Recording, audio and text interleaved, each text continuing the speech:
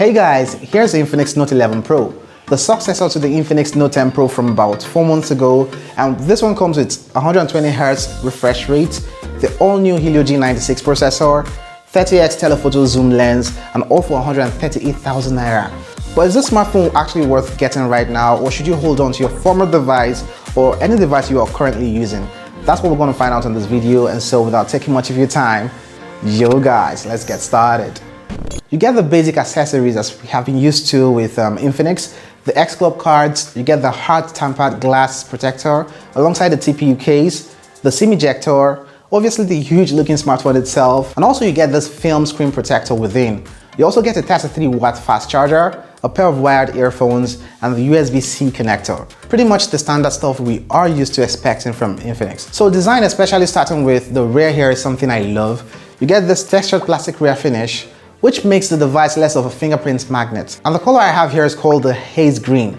The rear has this unique and clean looking design with a camera module to the top left corner of this rear, having just 3 camera sensors and an LED flash. Over to the sides, the left side gives you this compressed dual nano 4G SIM slot with a dedicated memory expansion slot to the reverse side. And the right side has the volume rocker and the power button, of course, which doubles as the fast and trusty fingerprint scanner. You also get the bland top, while the bottom gives you the 3.5mm jack audio port, a USB-C port, the mic opening and the down-firing speaker, which makes up part of the stereo speaker configuration, and you'll find the second part of the speaker at the top side of the screen.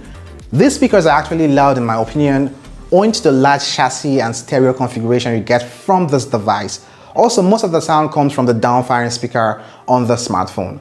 Now, the front side of the smartphone, the Infinix Note 11 Pro, while having the top speaker above the front camera module, you also get this LED flash to light up your selfies. Now, let me touch on the microphone on the smartphone. I think in my opinion, this is a clean sounding microphone and does well at eliminating the background sound without having to badly mess up the frequencies you hear from the vocals on the smartphone. Now, taking a tour of the front of the smartphone, of course, it's covered by the huge display with huge bezels, and this display is a 6.95-inch IPS LCD panel with a resolution of 1080 by 2460, and which is considered to be full HD+. It refreshes at up to 120Hz, which is a lot, and gives you this fluid animation and response for scrolls, and also this transcends to nice gaming experience on the Infinix Note 11 Pro. You can actually switch the display refresh rate to 120Hz constantly, which drains the battery life on the smartphone, or have it do this auto-adjust thing on the display. So for the display quality here, it is pretty decent for outdoor use and has good colors for what it is, and also great for your media consumption owing to that large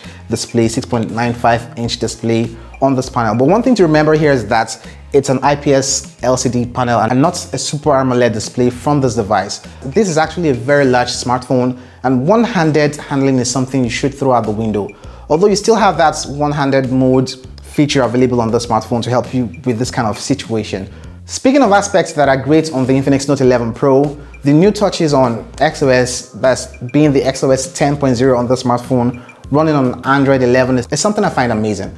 You get some customizations available for the home screen, and also swiping down from the left top corner of the screen reveals the notification, while doing that from the right top corner reveals the quick settings on the smartphone. One feature I love here, and something I'm used to on my Xiaomi devices. In the past, I know we have complained a lot about the bloatware and ads from Infinix devices, especially this XOS thingy, but it's not totally removed from the smartphone. You still get a couple bloatware apps on the Infinix Note 11 Pro. But the thing I noticed here is that I haven't had those pop-up ads on the smartphone. Maybe time will tell. You get yourself 8 gigs of RAM, 128 gigs of internal storage, Android 11 and XOS 10 on the Infinix Note 11 Pro. And you also get the MediaTek Helio G96 processor, the all-new processor on the smartphone. The Helio G96 is an upgrade to the Helio G95 from the Infinix Note 10 Pro earlier this year. But when I mean an upgrade, it's not in all aspects. While you get the support for features such as the high refresh rate, 120Hz refresh rate, the CPU clock speed is actually the same with the Helio G95. And you actually have a lower clocked GPU on the smartphone, dropping the gaming experience a tad bit from what you get from the Infinix Note 10 Pro. Also, you get this extended RAM feature from the Infinix Note 11 Pro, which gives the users extra 3 gigs of RAM to run more applications or processes in the background, giving you a total of 11 gigs on this device. Now, battery life on here is solid. You get 5000 milliamp hour battery to power this large screen, and to charge this device you have a 33 watt fast charger which juices up the smartphone from 0 to 100 in about an hour and 20 minutes. And with this battery capacity, a full day of use isn't a problem, even if you are a heavy user. Now, you get a triple camera setup with the Infinix Note 11 Pro, and forget about the fourth circle or camera you think you get on the smartphone in that camera module. It actually does nothing there. They probably had a change of mind, or maybe wanted to balance the design with that camera looking stuff up there. Now, the first main camera is a 64 megapixel sensor, and you have a 30 megapixel telephoto lens or zoom lens with up to 30x zoom. And the last camera you have on here is a 2 megapixel depth sensor. The selfie camera sensor on here is a 60 megapixel camera you get from the smartphone, and it takes decent photos. Now, first off, the photos taken with the 64 megapixel sensor on here don't actually output 64 megapixels except you toggle that feature on. Now, as far as quality, the photos are not really breathtaking, but they're actually nice for what they are. You get decent color accuracy, good dynamic range with the lens, and also this makes sense when you know what you're paying for. You should expect the best picture quality from the smartphone in good lighting. There is a night mode feature also on the smartphone which helps to lighten up your low light photos and gives you better photos from those kind of shots. Videos on the smartphone max out at 2K in resolution. I had expected 4K since you have this support on this processor with the smartphone, but 2K is the max for both the front and rear cameras here with no stabilization at the front facing cameras. Otherwise, this isn't bad for what you pay. Like I mentioned at the start of this video, you get the Infinix Note 11 Pro right now for 138,000 naira, $250 roughly. And for that price, is this actually worth buying? Well, for the price, I think the Infinix Note 11 Pro is definitely a device worth considering if you do not already own the Infinix Note 10 Pro. Also, you should bear in mind that for the price you're paying for this device, you ain't getting no stylus, no glass protection apart from the film screen protectors you get from the case, and you do not have AMOLED display tech on the smartphone.